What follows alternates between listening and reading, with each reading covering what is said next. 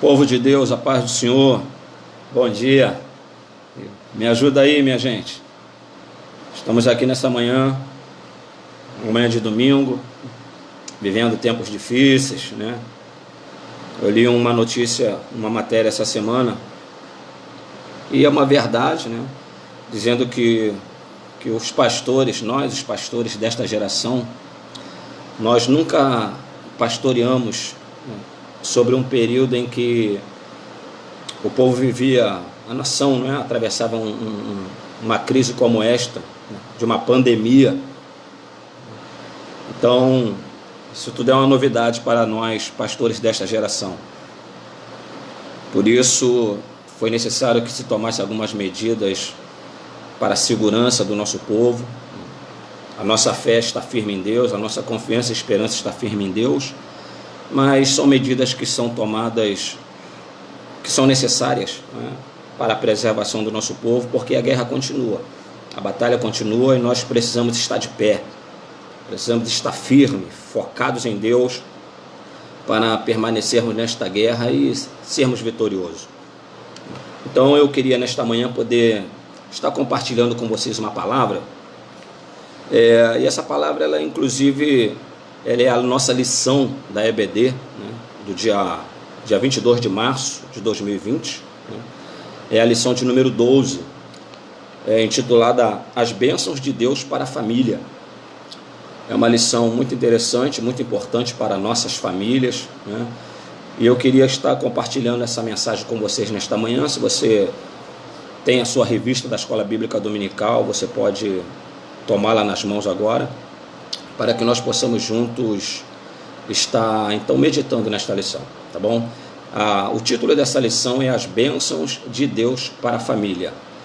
Ela tem como objetivo explicar a relação entre a família e a bênção divina, apresentar algumas bênçãos de Deus às famílias e também mostrar atitudes para as famílias desfrutarem das bênçãos. Nosso texto áureo, ele está no livro de Atos dos Apóstolos, capítulo 16, versículo 31, que nos diz o seguinte: E eles disseram: crê no Senhor Jesus Cristo e serás salvo, tu e a tua casa. Repita isso comigo. Esse é um verso bíblico que você deve ter memorizado. Isso deve estar bem ávido na sua mente, tá? Então você pode repetir comigo aí na sua casa agora. E eles disseram: crê no Senhor Jesus Cristo e serás salvo, tu e a tua casa. Atos capítulo 16, versículo de número 31. E a verdade aplicada nos diz o seguinte: que Deus, ele planejou, ele instituiu, abençoou e instruiu a família, além de usá-la em seu plano redentor à humanidade. Então vamos agora ao nosso texto de referência, aí Gênesis capítulo de número 12, um texto de referência, Gênesis capítulo 12, tem também Atos, né? Atos dos Apóstolos, capítulo de número, Atos capítulo 3, né? Versículo 1.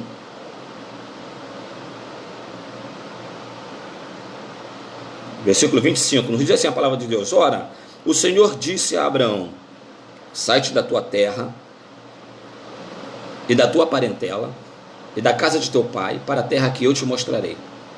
E far-te-ei uma grande nação, e abençoar-te-ei, e engrandecerei o teu nome, e tu serás uma bênção. E abençoarei os que te abençoarem, e amaldiçoarei os que te amaldiçoarem. E em ti serão benditas todas as famílias da terra. Agora Atos dos Apóstolos, capítulo de número 3, e o verso 25, que nos diz assim: vós sois os filhos dos profetas e do concerto que Deus fez com nossos pais, dizendo a Abraão: na tua descendência serão benditas todas as famílias da terra. Queridos, a família, ela é a célula máter da sociedade, né? Nós sabemos que a família foi instituída por Deus. Deus, ele instituiu a família, ele instituiu o Estado, viu? E Deus instituiu também a igreja. Essas são as 3 instituições que Deus ele instituiu na face da terra. Então, a saber, a família, o Estado e a igreja. Tá bom?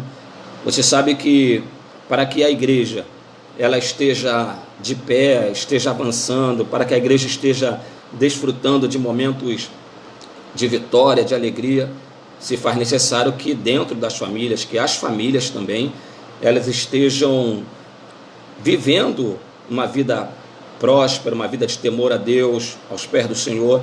Quando a família vai bem, a igreja vai bem. Quando a família vai bem, o Estado vai bem. Haja vista que a grande crise que abala a nossa sociedade de uma forma geral se deve pela falta de estrutura dentro das famílias. Então, nesta lição, nós vamos estar falando sobre a família, tá? Como as bênçãos de Deus para a nossa família. E a gente quer começar falando primeiramente que a família ela é uma agência de Deus na terra. Porque desde o princípio, o nosso Deus ele se revelou e o seu propósito para a família e agiu também para poder abençoar a família. E mesmo depois que o pecado entrou no mundo, Deus ele não desistiu de poder continuar usando a família para poder levar adiante o seu plano redentor. Então a família ela é uma agência divina. E é muito importante nós atentarmos para o fato de que após o pecado, Deus ele não desistiu do seu plano, mas ele continuou abençoando, usando a família. Ele é uma agência divina na terra.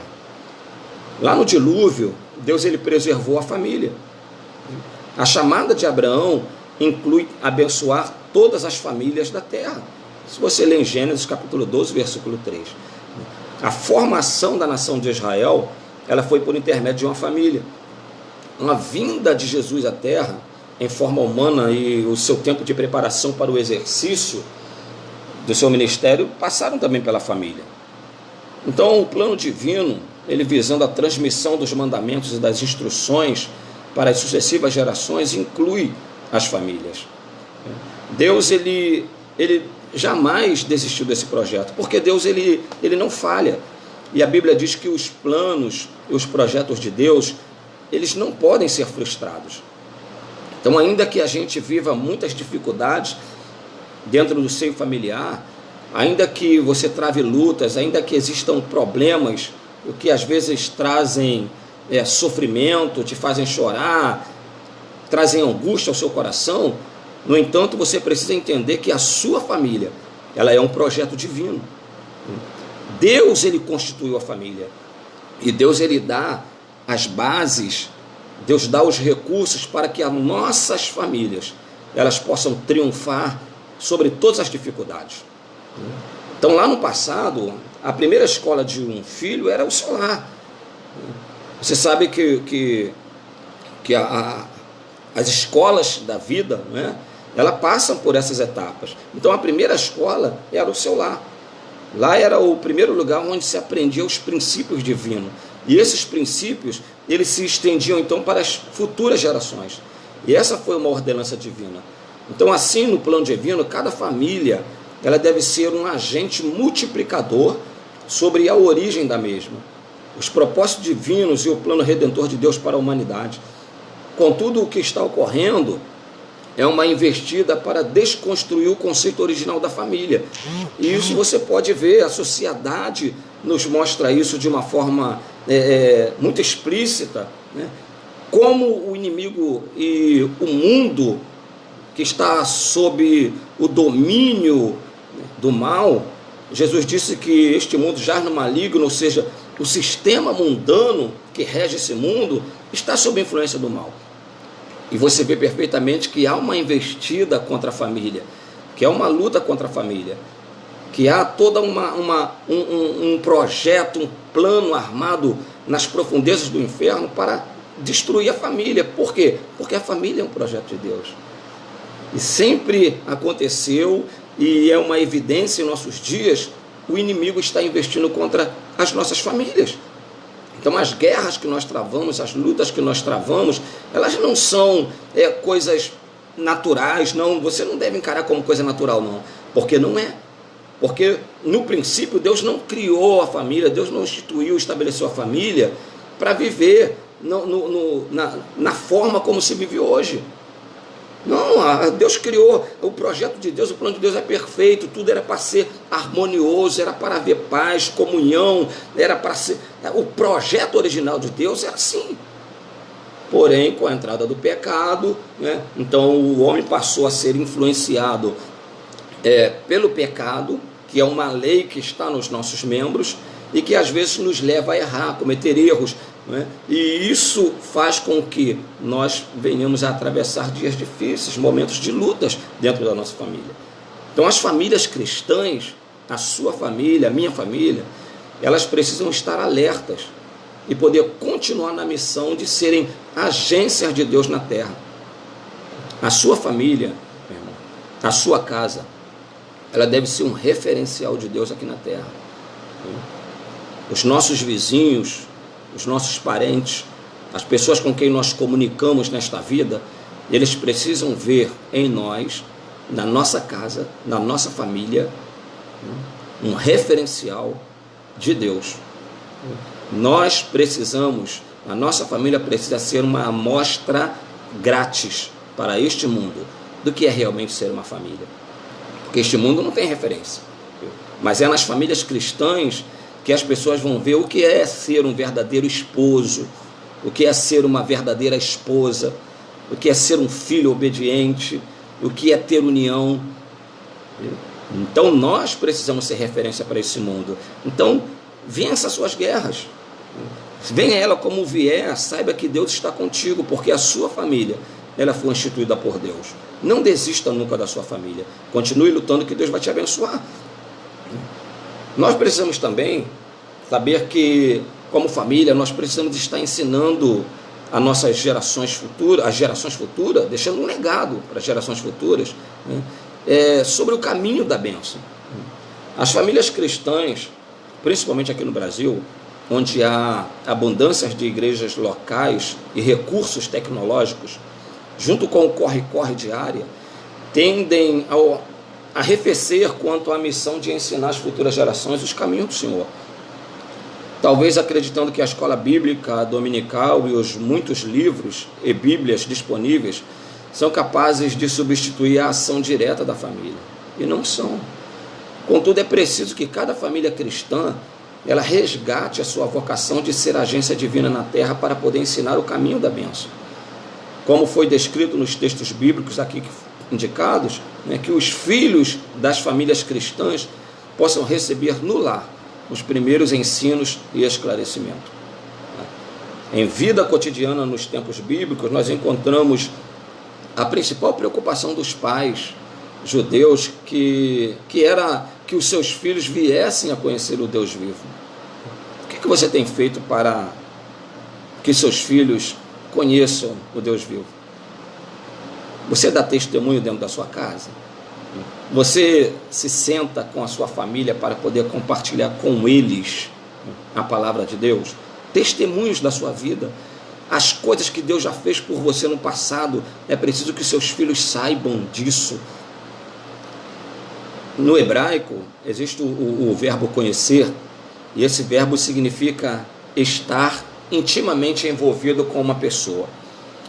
A Bíblia ela afirmou que a reverência ou o temor do Senhor é o princípio da sabedoria, e o conhecimento do santo é a prudência. Provérbios capítulo 9, versículo 10. Então os pais piedosos, eles ajudavam os filhos a desenvolver este tipo de conhecimento de Deus. Desde tenra infância, os jovens eles aprendiam a história de Israel. Nossos filhos precisam conhecer a nossa história de vida com Deus. Eles precisam conhecer o nosso testemunho diante de Deus, a história da nossa igreja, a nossa história como igreja. Há uma outra coisa também muito importante, que é sobre as bênçãos e as futuras gerações. A Bíblia diz que bem-aventuradas são as famílias que não se restringem somente em prover o necessário para suprir as demandas básicas e imediatas de seus membros, mas que procuram também discernir sobre o necessário para preparar as futuras gerações da família. Esse discernimento ele passa por crermos que o Senhor, nosso Deus, que criou a família, também está plenamente interessado em abençoar a família. Então, suprir suas necessidades e também usá-las em seus propósitos.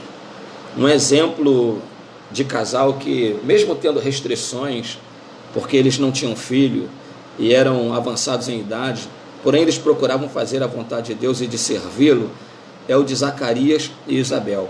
Se você ler no Evangelho de Lucas, capítulo 1, versos 6 a 8.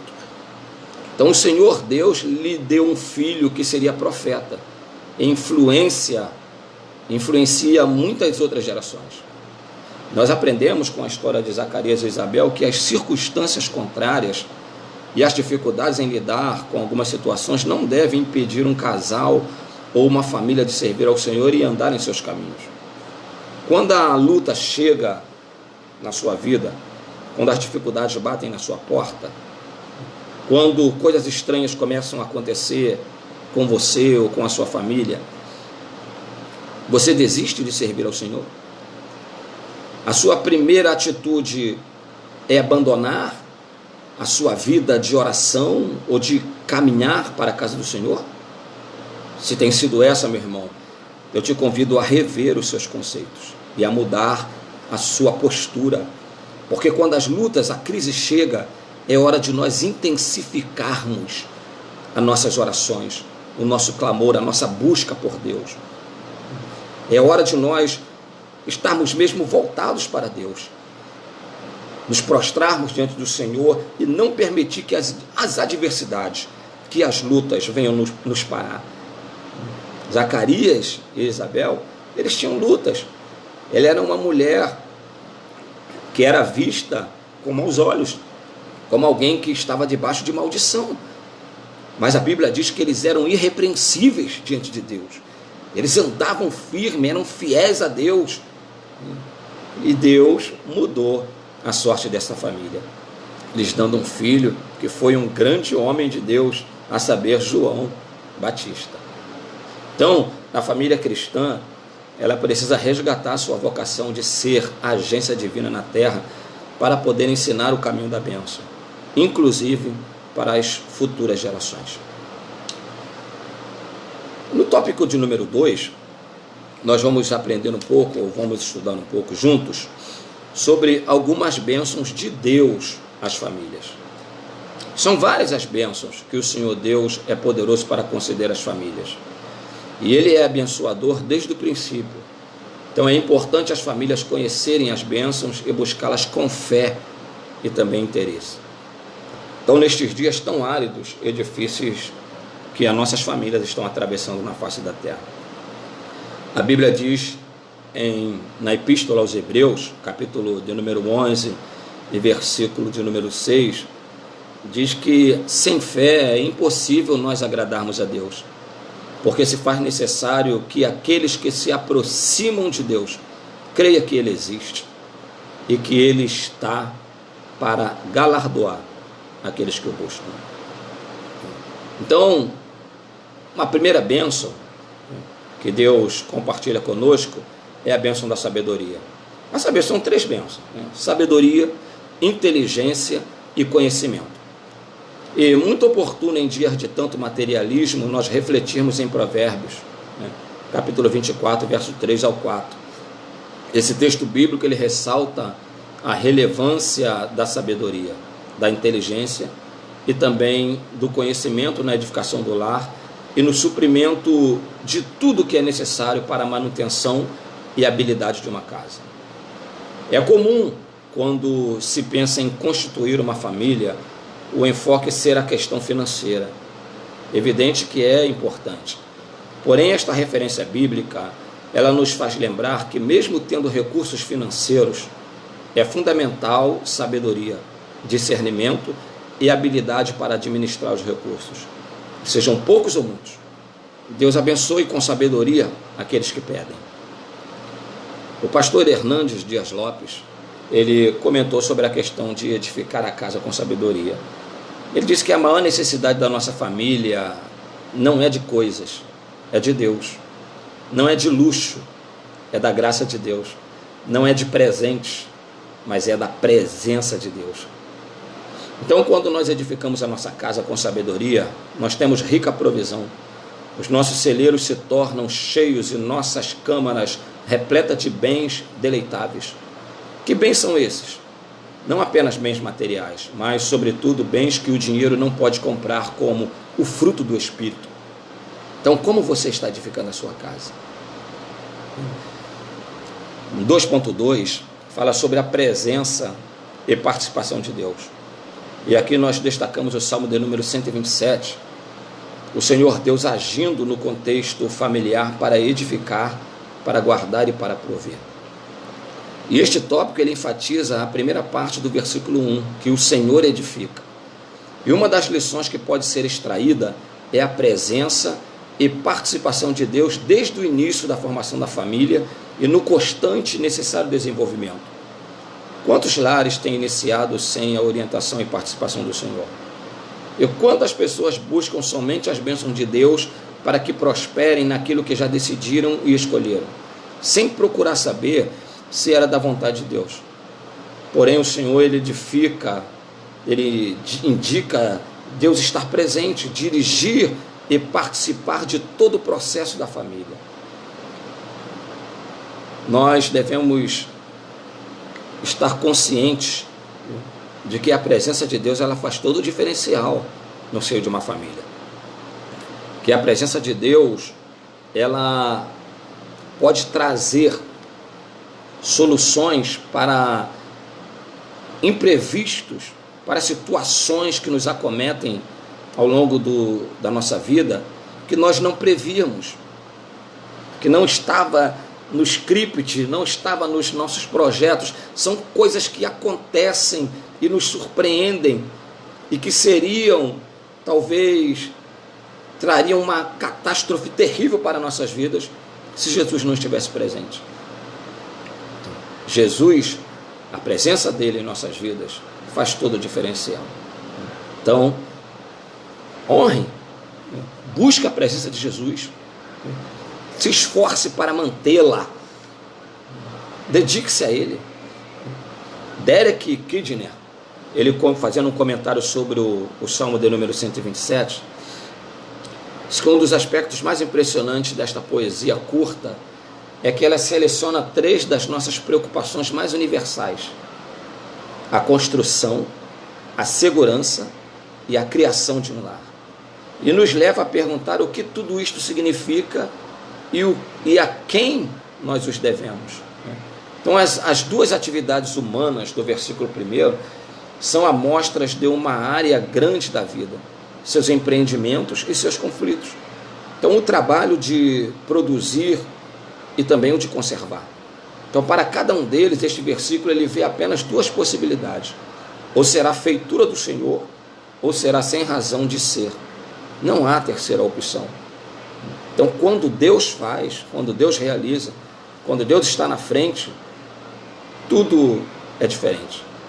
A garantia de êxito, quando Deus está na frente, a garantia de sucesso, de prosseguimento, a garantia de realmente vivermos vitórias em nossas vidas.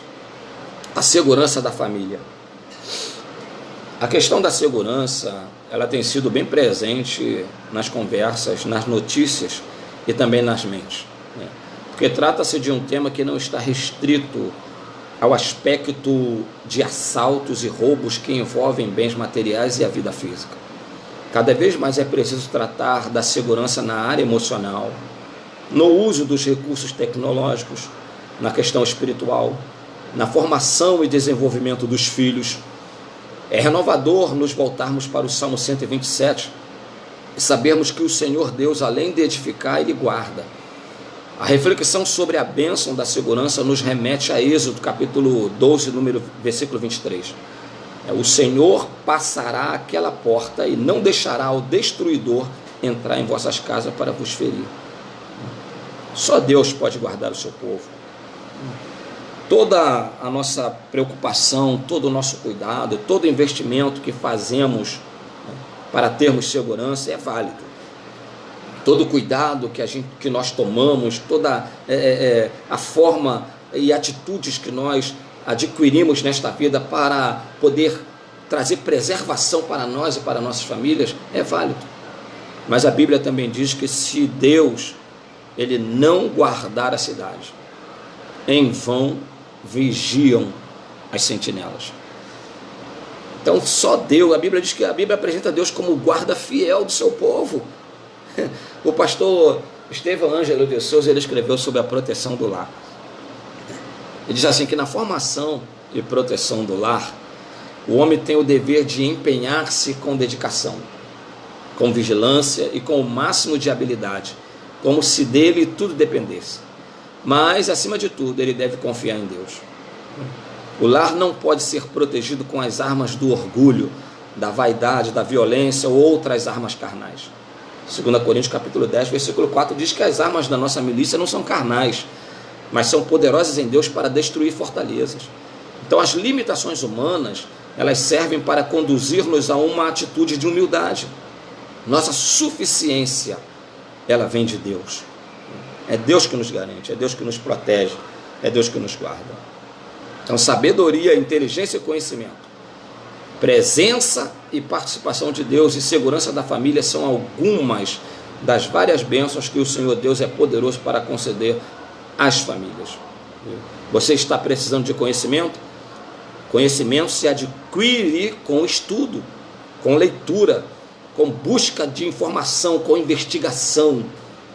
Então quando você lê, quando você se propõe a ler, a estudar, a ouvir, a buscar a informação, quando você se debruça sobre um livro, principalmente se tratando da Bíblia Sagrada, e você lê ele com profunda meditação em espírito, e investiga com cuidado, minuciosamente, você adquire o conhecimento.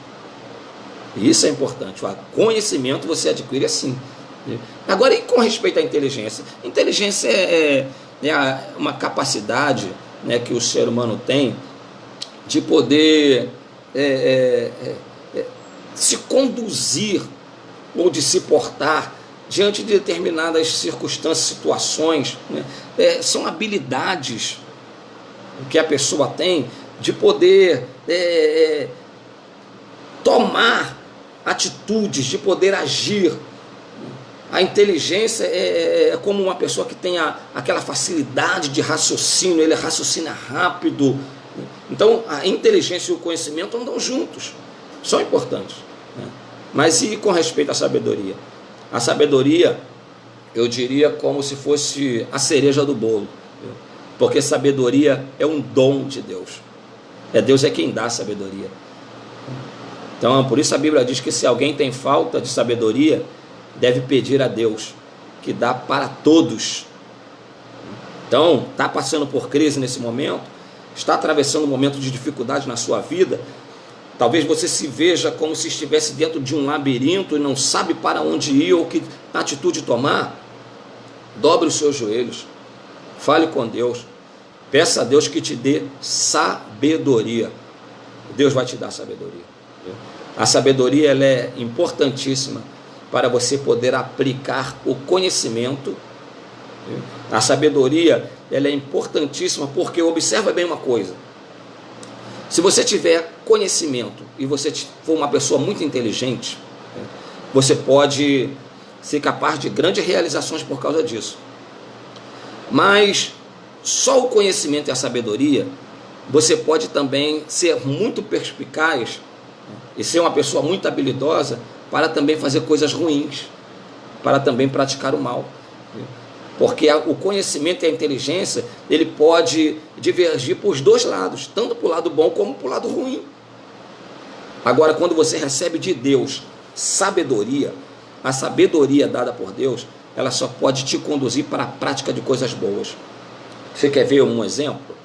Imagina você que evita às vezes fazer coisas ruins, evita praticar o mal ou tomar atitudes que poderiam danificar ou trazer prejuízo para a vida de alguém, e você evita fazer essas coisas simplesmente pelo fato de você amar a sua esposa ou amar os seus filhos, então você se mantém ali naquela linha de conduta, né? Porque você ama a sua família, você ama o seu esposo, ama os seus filhos, então você procura andar com diligência, seguindo a vida, né, sem praticar o mal. Mas se em alguma fase ou em algum momento da sua vida houver um rompimento de relações entre você e a sua esposa, e de sorte que esse rompimento te faça então a odiá-la, te leve a ter por ela um sentimento ruim. Então agora, por não compartilhar mais desse sentimento de amor ou de afeição, de não ter mais alguém ali junto de você que te dê inspirações para você andar no caminho bom, por isso não existir mais, você pode praticar o mal, mesmo sendo uma pessoa muito inteligente, mesmo sendo uma pessoa que tenha muitos conhecimentos. Você pode enveredar por um caminho ruim, mas quando você tem a sabedoria de Deus no seu coração, é diferente. Mesmo que haja complicações, mesmo que haja problemas, mesmo que situações adversas te acometam, por causa da sabedoria divina, você nunca vai aplicar o seu conhecimento e a sua inteligência para a prática do mal, muito pelo contrário. Você vai saber se conduzir de forma que Deus será sempre glorificado na sua vida, porque a sabedoria dada por Deus, a Bíblia diz que o temor a Deus, ele é a base da nossa sabedoria. Então o que acontece? Quando uma pessoa recebe sabedoria de Deus, essa pessoa recebe sabedoria por quê? Porque ela tem temor a Deus, porque ela teme ao Senhor. Então o temor a Deus é que nos dá condições de poder andarmos no caminho correto, de fazermos a coisa certa, mesmo que às vezes estejamos sendo incompreendidos, mesmo que estejamos sendo perseguidos, mesmo que situações adversas estejam à nossa volta. Por temer a Deus, você não obra o mal, muito pelo contrário, você vai sempre ter na sua mente aquele pensamento de não pecar contra o seu Deus, de agradar ao seu Deus. A exemplo disso, nós temos um jovem, né, muito citado, chamado José, conhecido como José do Egito. É um desses exemplos, né? Diante de uma grande tentação, o que fez com que José não cedesse e não pecasse? O seu temor a Deus. Então, antes dele não pecar por causa da consideração e respeito pelo seu senhor Potifar, antes estava o seu temor a Deus. Ele falou: eu não vou pecar contra meu Deus. Vamos avançar? No tópico de número 3, tem algumas atitudes para nós desfrutarmos das bênçãos de Deus. Além de nós conhecermos o interesse e poder de Deus em abençoar, são necessárias também algumas atitudes que as famílias cristãs devem desenvolver e perseverar. Então, em primeiro lugar, família, um lugar onde há temor a Deus. Os membros da família precisam temer ao Senhor. Você pensa ou imagine aí como é difícil a convivência dentro do lar se houver alguém ali que não teme ao Senhor. Isso traz toda uma complicação, traz toda uma complexidade para o ambiente, para o nosso viver em família. Porque alguém que não teme ao Senhor, certamente ele vai tomar atitude, às vezes vai fazer coisas que vão nos desagradar profundamente e vai nos trazer tristeza ao coração. Então, na família é um lugar onde há temor a Deus, ou deve ter temor a Deus. Por isso, as nossas famílias, elas precisam ser orientadas à luz da palavra de Deus, precisam conhecer o seu Deus. As nossas famílias precisam ter intimidade com Deus. A Bíblia ela nos apresenta um Deus que na sua forma de se revelar ao seu povo, em algumas ocasiões, Deus fazia assim de uma forma tão expressiva. Por exemplo, quando Deus ele chamou Moisés para estar com ele lá no Monte Sinai, e Moisés foi estar com Deus, a Bíblia diz que Josué ficou embaixo e Moisés subiu. Quando Moisés chegou lá no cume do monte, havia então trovões, relâmpagos, som de buzina, e havia densas nuvens, nuvens escuras, e a Bíblia diz que Moisés entrou. E, segundo o relato bíblico, aquela visão era algo assim tão terrível, que o Monte Sinai ele fumegava. E era tão terrível essa visão que fora dito o seguinte: olha, se um animal tocar no monte, ele morrerá. O que essa visão trouxe para o povo de Israel? Um temor muito grande, um medo muito grande. E quando Moisés desceu do monte, você viu que o povo disse para Moisés: Moisés, fale tu conosco, mas não fale Deus. Porque o povo temia, o povo tinha aquele temor de Deus, aquele medo, era medo mesmo. Hoje nós entendemos temor no nosso conceito, no nosso relacionamento com Deus, como reverência, respeito, consideração. Mas Israel tinha medo, porque algumas formas de Deus agir imprimiam isso realmente no povo. Por quê? Porque Deus conhecia o povo de Israel. Deus sabia quem eram eles, Deus conhecia os seus corações, sabiam que eles eram pessoas de dura cerviz.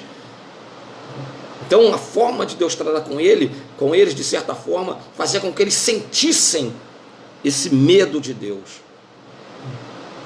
Nossas famílias nos dias de hoje precisam conhecer esse Deus que não compactua com o pecado. A Bíblia diz que de Deus ninguém zomba. Aquilo que o homem semear, isso ele também ceifará, ele colherá. Nós estamos vivendo num período da história, a nossa geração, existem muitas pessoas que não temem a Deus, que não têm medo de Deus.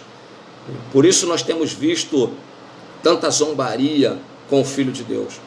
Por isso nós temos visto tantas pessoas querendo caçoar da nossa fé, zombando do nosso Cristo, mostrando ao mundo um Jesus que não tem nada a ver com o nosso Cristo, com o nosso Jesus da Bíblia. Mas por que eles o fazem? Eles o fazem porque eles não temem a Deus, eles não têm medo de Deus, e são inspirados pelo Deus desse século, e os levam então a cometerem todo tipo de atrocidades, vivendo uma vida totalmente distante de Deus, negligenciando por completo a palavra de Deus, estão envenenando no caminho de perdição.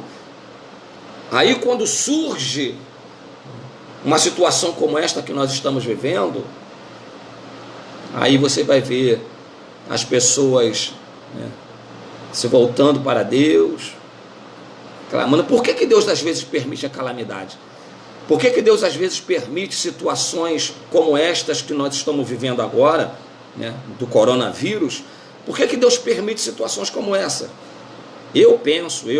Pastor Cláudio Pedro, eu penso o seguinte, que em primeiro lugar, está para trazer um despertamento para nós, família de Deus, igreja de Deus. Porque nós temos falhado de alguma forma. Nós não temos mostrado para esse mundo Cristo como ele realmente é. Por isso o mundo tem a sua forma de ver, a sua forma de interpretar.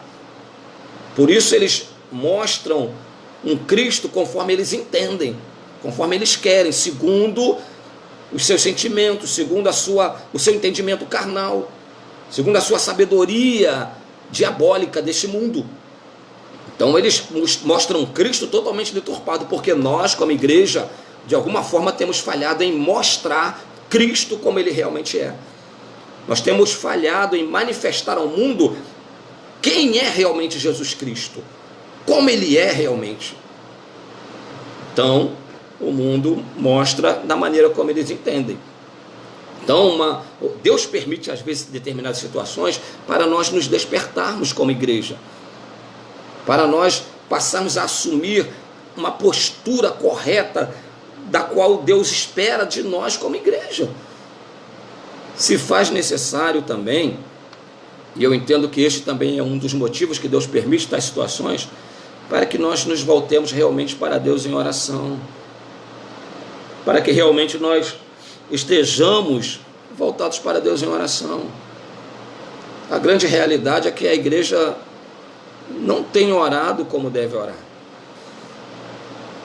A oração para muitos se restringe apenas em alguns 2 minutinhos que o fazem na hora que vão dormir. Outros fazem apenas aquela oração, que dura 5, 10 segundos no máximo na hora do almoço. E muitos, outros quando se prostram de joelhos para orar, e a oração ela é mais longa um pouquinho, mas o fazem apenas para expor diante de Deus os seus interesses, as suas necessidades. Onde está aquele crente, aquele servo, onde está aquela igreja que dobra os joelhos para orar, porque tem prazer na companhia de Deus? Onde está a igreja que dobra o joelho para orar, porque ama, gosta de estar de joelhos conversando e falando com Deus? Aonde está essa igreja? É essa igreja que Deus quer resgatar. É esse povo, essa família que Deus quer ter aos teus pés novamente. Então este é um dos motivos que eu entendo do porquê Deus está permitindo tal situação. Eu me lembro bem que, se não me falha a memória, ano passado, 2019, quando teve aquela crise lá na Bolívia, que Evo Morales queria impedir a adoração do povo, fechar as igrejas, aquele movimento todo. Eu me lembro então que muitas igrejas se uniram para orar pela Bolívia. A nação que eu faço parte, a nação madureira que eu faço parte, houve uma comoção geral para que estivéssemos orando, clamando a Deus para que Deus mudasse aquela sentença. E Deus mudou. Agora, por que nós não permanecemos orando? Por que nós paramos? Por que nós não continuamos orando, clamando a Deus? Por que nós não permanecemos plantados junto aos ribeiros da oração, para podermos receber então da seiva que flui do Espírito para alimentar a nossa alma e nos tornar fortes? Nós paramos de orar. Aí agora vem o coronavírus. Aí agora campanhas mundiais de oração têm sido levantadas no mundo todo. Mas daqui a pouco esse coronavírus vai embora. Daqui a pouco isso vai ser passado. Porque isso é apenas uma nuvem passageira. Vai passar. E aí qual será a nossa postura, a nossa atitude? Vamos parar de orar? Vamos esperar que outra crise venha? Ou nós vamos permanecer aos pés do nosso meigo Salvador Jesus Cristo, orando e clamando a Ele em todo o tempo? Essa deve ser a nossa atitude. Mas há também um outro motivo. É para mostrar para aqueles soberbos, para aqueles que têm olhos altivos, aqueles que se acham imbatíveis, que nesta vida todos são iguais. Que aqui todos são iguais. Que não há distinção para Deus não. Deus só distingue aqueles que temem o seu nome. Agora, como seres humanos, todos são iguais perante Deus. Todos nós somos fracos, frágeis, falíveis. E se não for a graça de Deus, a mão de Deus, se não for as mãos de Deus nos sustentando, se Deus tirar o apoio, nós prostraremos ao pó, cairemos e não seremos mais. Então que Deus tenha misericórdia de nós, Deus tenha misericórdia do seu povo, que dentro das nossas famílias haja temor a Deus, que nossos filhos, nossas esposas, maridos temam ao Senhor, e isso seja passado também para as gerações futuras, para que uma nova geração que temam a Deus, que respeitem a Deus, que considerem a Deus, se levante nesse Brasil, que nós tenhamos autoridades, políticos, que temam a Deus, que respeitem a Deus e tenham consideração pelo povo. Então o temor a Deus, ele influencia todos os aspectos de uma família, a começar pelo namoro e preparação para o casamento. Isso vai refletir na maneira como o marido e a mulher vão se relacionar e vão então administrar o seu lar. Isso vai conduzir os pais na educação dos filhos. Os ingredientes da verdadeira felicidade não se acham inacessíveis. E aqui resumem-se como sendo a reverência, o relacionamento certo com Deus e também a obediência, que são os hábitos aprendidos dele. Ponto 3.2 fala sobre a família, um lugar onde há trabalho e contentamento. É muito importante que a família cristã ela procure cultivar tanto o trabalho como também o contentamento. Ambos são importantes no ambiente familiar. E enquanto um dignifica e proporciona os recursos para suprir a necessidade da família, contribuir com a igreja local e ajudar os mais necessitados, o outro é um antídoto contra a avareza, preocupação e ocupação excessiva com as finanças e também os bens materiais. Então, eu aprendi uma expressão, uma frase cristã, que diz que nós devemos orar como se tudo dependesse de Deus, mas nós devemos também trabalhar como se tudo dependesse de nós. Nós estamos vivendo tempos em que o trabalho está escasso, o índice de desemprego é muito grande. Existem muitas pessoas padecendo por conta disso. E às vezes nós temos, dentro da nossa parentela ou próximo a nós, pessoas que estão sofrendo muito por conta disso. Recentemente nós vimos aí muitas pessoas que tiveram que abandonar os seus lares por conta das inundações, que perderam toda a sua mobília. Qual a posição que nós tomamos em relação a isso? Será que não é tempo de nós também exercermos um pouco de misericórdia para com essas pessoas e podermos então também contribuir para amenizar um pouco do sofrimento dessas pessoas? Isso se aprende dentro da família. Isso se aprende dentro do lar. Lendo o texto de 1 Timóteo, capítulo 6, versos 6 ao 10, nós vemos a importância de as famílias cristãs procurarem cultivar um ambiente de contentamento dentro dos lares, ou seja, um espírito que aceita com gratidão os dons que Deus outorgou e fica satisfeito. Essa atitude ela é reforçada pela convicção de que as coisas que as pessoas cobiçam não têm permanência eterna, porque elas são restritas à vida nesta terra. E a Bíblia diz que se nós esperarmos em Deus somente para esta vida, nós somos os mais miseráveis dentre todos os homens. Então, em um contexto tão contrário, é preciso um exercício permanente na busca do equilíbrio em um lar. Nem preguiça, nem avareza, nem passividade, nem ativismo, nem comodismo, nem excessiva preocupação. Então, que o Espírito Santo de Deus ele conduz as famílias dentro deste exercício. E para nós concluir, 3.3 fala sobre família, um lugar de adoração a Deus. E a primeira ação de adoração registrada na Bíblia, ela ocorreu dentro de um contexto de família. Lá em Gênesis capítulo 4, verso 3 ao 4. O próprio salmista ele escreveu sobre a atitude de poder transmitir à geração futura os louvores do Senhor. Então é evidente de que a adoração a Deus ela não se restringe aos cânticos. Contudo, é fundamental quando o lar é um ambiente repleto de cânticos de louvor a Deus, pois contribui na formação cristã dos filhos para que os corações sejam abençoados com alegria e as mentes sejam ocupadas com aquilo que edifica. Lawrence Walson, ele escreveu o seguinte: alguém já disse, a família que ora junta, ela permanece junta. A participação no culto doméstico contribui para a harmonia do lar, mediante a fé comum, que fortalece a todos e aviva a esperança. Então a adoração no lar, ela une a família. Josué afirma isto ao dizer assim: eu e a minha casa serviremos ao Senhor. Cornélio é bem um exemplo aos pais, quando dele está escrito que era piedoso e temente a Deus com toda a sua casa. E de contínuo ele orava a Deus.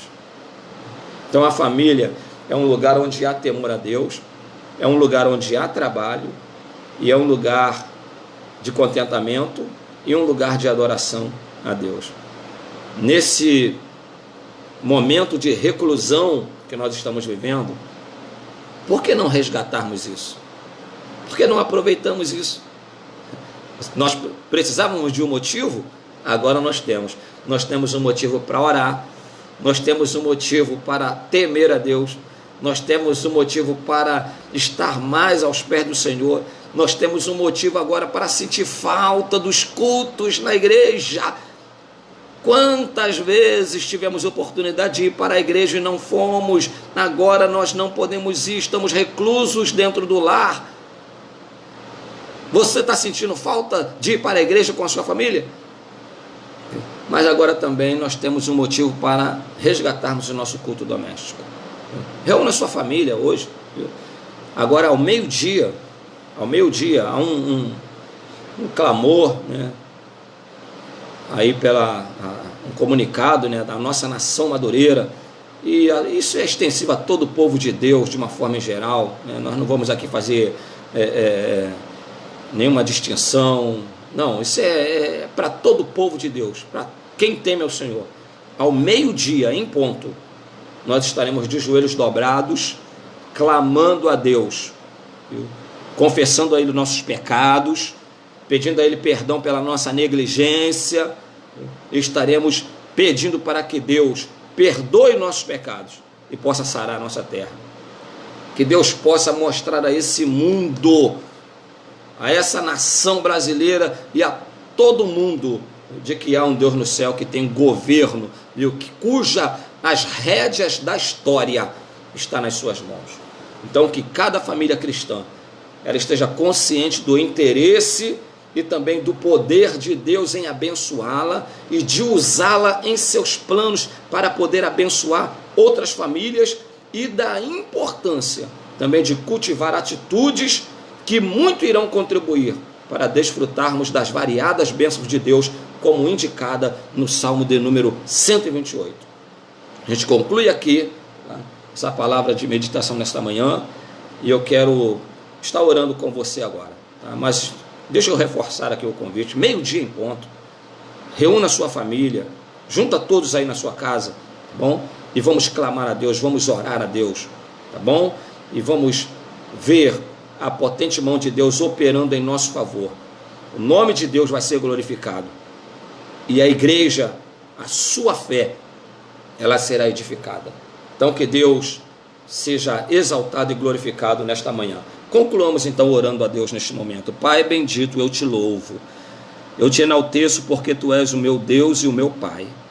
Nas tuas mãos estão, Senhor Deus, as rédeas da história. O Senhor nos conhece, o Senhor sabe tudo ao nosso respeito. Ó Deus, nós te pedimos perdão neste momento pelos nossos pecados, por nossa negligência, Senhor, pelas tantas vezes em que o Senhor nos convidou a orarmos e nós demos prioridades a outras coisas. E agora, ó Deus, nós temos um motivo muito forte para clamarmos e para orarmos, Senhor. Mas acima de tudo, ó Deus, que os nossos corações estejam quebrantados aos teus pés e nós sintamos prazer em estar unido a ti em oração, em estar em comunhão contigo, e nunca mais, ó Deus, nos apartemos, ó Pai amado, de diante de ti. Que os nossos joelhos se dobrem continuamente em reverência e em adoração a ti. Que tua presença seja notória em nossas vidas. Nós queremos andar contigo, Senhor, queremos viver em comunhão contigo, nós queremos desfrutar, Senhor Deus, da tua companhia diária, ainda que lutas venham, ainda que adversidades venham, Senhor, nós sabemos que em ti nós somos mais do que vencedores. Por isso, Senhor Deus, glorifica o teu nome, Pai. Ó Deus, nós te damos honra neste momento, Pai. Glorifica o teu nome na vida do teu povo, da tua igreja. Ó Deus, que este mundo conheçam que há um Deus que tem o domínio e o controle sobre todo principado e toda potestade, e que não há outro Deus além de ti.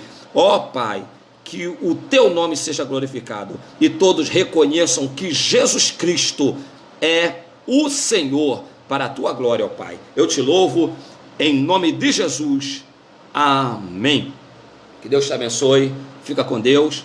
Tenha uma tarde de vitória. Em nome de Jesus.